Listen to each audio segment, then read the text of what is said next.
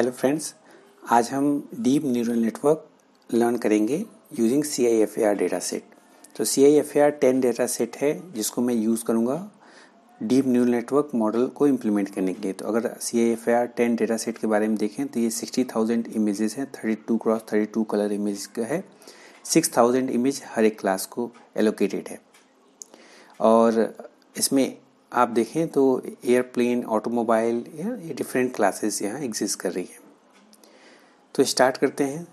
सबसे पहले आपको क्या करना है कि अपना जीमेल अकाउंट लॉगिन करना है और गूगल ड्राइव में जा कर के ये जुपिटर फाइल जो मैं आपसे शेयर करूँगा इसको आप ड्राइव पे अपने अपलोड करना है और उसको ओपन विथ कोलैब करना है। ये कोलैब मैंने इम्प्लीमेंट कर रहा हूँ। तो जैसे जुपिटर में आप प्रोग्राम एग्जीक्यूट करते हैं शिफ्ट एंटर करके, वैसे यहाँ भी हर एक सेल को शिफ्ट एंटर करके आपको एग्जीक्यूट करना है।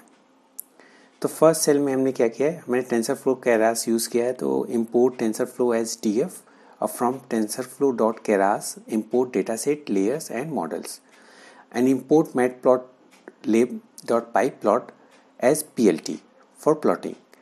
उसके बाद शिफ्ट एंटर आप एग्जीक्यूट करने के बाद आप CIFAR डेटा सेट को लोड करना है। तो CIFAR डेटा सेट को मैंने वो लोड किया है। फिर इसको ट्रेनिंग और टेस्ट सेट में इसको डिवाइड किया है। तो ट्रेनिंग सेट हर एक ट्रेन इमेज जो है आपको इमेज को रिप्रेजेंट करेगा और उसके करेस्पॉन्डिंग लेवल को भी मैंने स्टोर किया है। ऐसे टेस्ट इमेज को रिप्रेजेंट कर रहा है और उसके लेवल जो है उसके करेस्पॉन्डिंग स्टोर किया गया है। अगर आप चेक करना चाहें कि कोई इमेज का टेंसर कैसा है तो ट्रेन इमेज 0 मैंने उसका टेंसर चेक किया है जो मल्टी डायमेंशनल एरे है और उसके करेस्पॉन्डिंग लेवल भी यहाँ डिस्प्ले किया है। तो लेवल जो है वो हमारा इंडेक्स के फॉर्म में आ रहा है, क्योंकि हमने ये देखा कि जो आपका क्लास है CIFAR डेटा सेट की क्लासेस हैं वो एयरप्लेन, ऑटोमोबाइल, बर्ड ये सारी हैं।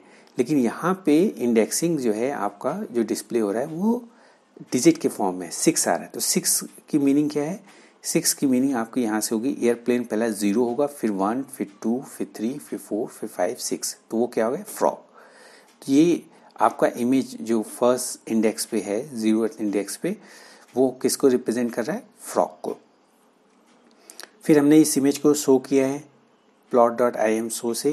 तो ये आपका फ्रॉग विजिबल है, थोड़ा ब्लर्ड है बट विजिबल है। अब हम क्या करेंगे कि अब जो हमारा इमेज है, ट्रेनिंग और टेस्ट इमेज है, उसको हम 0 to 1 चेंज करेंगे। आप यह ध्यान देखिए यहाँ मैंने लेवल को 0 to 1 नहीं किया, लेवल तो ऑलरेडी 0, 1, 2, 3 इस तरीके से है।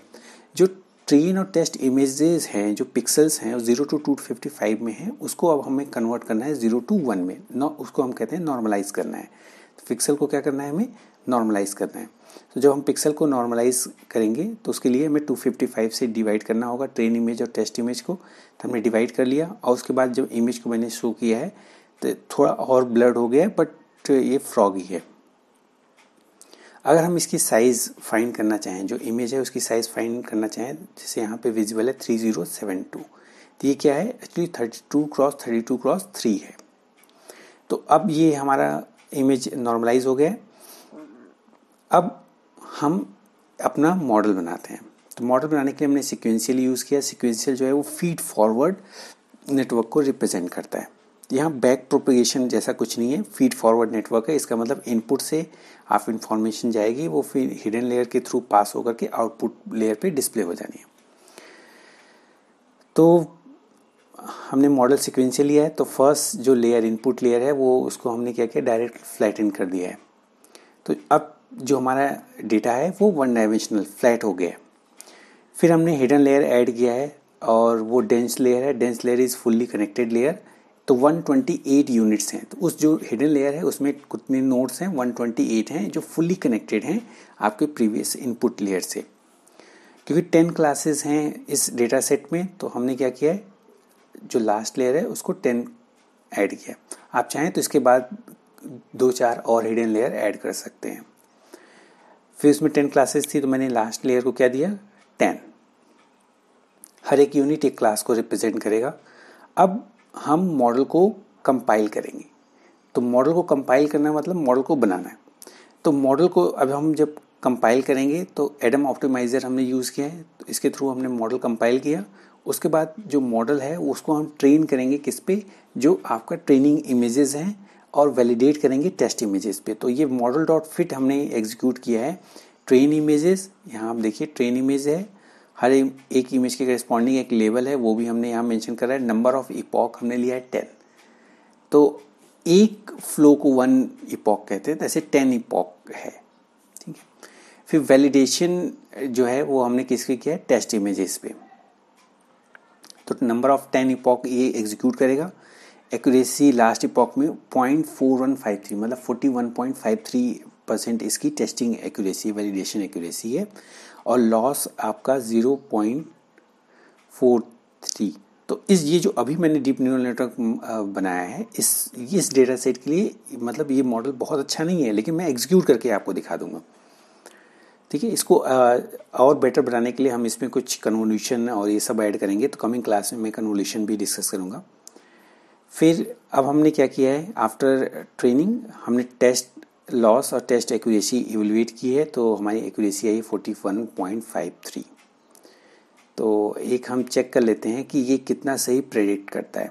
तो प्रेडिक्शन चेक करने के लिए पहले मैंने एक इमेज को देखा कि कौन सा इमेज है जिसका हमें प्रेडिक्शन चेक करना है। तो इमेज जैसे हमारा टेस्ट इमेज 1 वो क्या है, एक शिप है। अब हमें चेक करना है कि क्या जो मेरा मॉडल है वो शिप प्रेडिक्ट कर सकता है कि नहीं। तो उसके लिए हमने क्या लिया, मॉडल डॉट प्रेडिक्ट। और फिर टेस्ट इमेजेस पे अप्लाई कर दिया है। तो हर एक इमेज पे, टेस्ट इमेजेस पे आपको एक प्रोबेबिलिटी डिस्ट्रीब्यूशन वैल्यू मिल जाएगी। ये प्रोबेबिलिटी डिस्ट्रीब्यूशन डिसाइड करेगी कि कौन सा प्रेडिक्शन होना है। अब हमने फर्स्ट वैल्यू क्या था, हमारा शिप था, उसको हमने प्रेडिक्ट कर लिया। क्या आएगा वैल्यू, वो आया है 8 इंडेक्स। तो अगर 8 इंडेक्स की बात करें तो वो हमारा क्या होगा, शिप। तो अगर हम क्लास नेम यहाँ देखिए, हमने हर एक क्लास नेम को यहाँ आइडेंटिफाई कर रखा है।